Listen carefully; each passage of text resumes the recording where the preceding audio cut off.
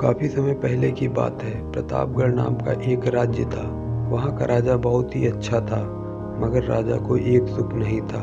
वह यह कि उसके कोई भी संतान नहीं थी और वह चाहता था कि अब वह राज्य के अंदर किसी योग्य बच्चे को गोद ले, ताकि वह उसका उत्तराधिकारी बन सके और आगे की बागडोर को सुचारू रूप से चला सके।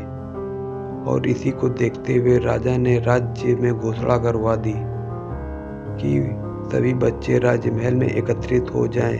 ऐसा ही हुआ। राजा ने सभी बच्चे को पौधा लगाने के लिए भिन्न भिन्न प्रकार के बीज दिए और कहा कि अब हम 6 महीने बाद मिलेंगे और देखेंगे किसका पौधा सबसे अच्छा होगा।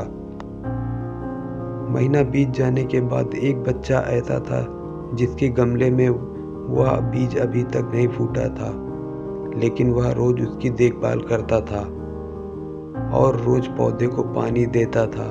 देखते ही देखते 3 महीने बीत गए। बच्चा परेशान हो गया। तभी उसकी माँ ने कहा कि बेटा धैर्य रखो, कुछ बीजों को फलने में ज़्यादा वक्त लगता है। और वह पौधा को सींचता रहा। 6 महीने हो गए। राजा के पास जाने का समय आ चुका था, लेकिन वह डरा हुआ था कि सभी बच्चों के गमले में तो पौधे होंगे और उसका गमला खाली होगा। लेकिन वह बच्चा ईमानदार था और सारे बच्चे राजमहल में आ चुके थे।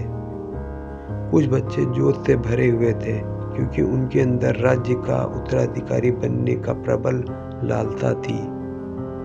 अब राजा ने आदेश दिए। सभी बच्चे अपने अपने गमले को दिखाने लगे, मगर एक बच्चा सहमा हुआ था क्योंकि उसका गमला खाली था। तभी राजा की नज़र उस गमले पर गई। उसने पूछा, तुम्हारा गमला तो खाली है? तो उसने कहा, लेकिन मैंने इस गमले की 6 महीने तक देखभाल की है। राजा उसकी ईमानदारी से खुश हुआ था कि उसका गमला खाली है, फिर भी वह हिम्मत करके यहाँ आ तो गया। सभी बच्चे के गमले देखने के बाद राजा ने उस बच्चे को सभी के सामने बुलाया।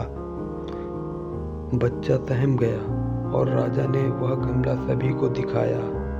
सभी बच्चे जोर जोर से हंसने लगे। राजा ने कहा, शांत हो जाइए, इतने खुश मत होइए। आप सभी के पास जो पौधा है वह सब बंजर है। आप चाहे कितनी भी मेहनत कर ले, उससे कुछ नहीं निकलेगा। लेकिन असली बीज यही था। राजा उसकी ईमानदारी से बेहद खुश हुआ और उस बच्चे को राज्य का उत्तराधिकारी बना दिया गया।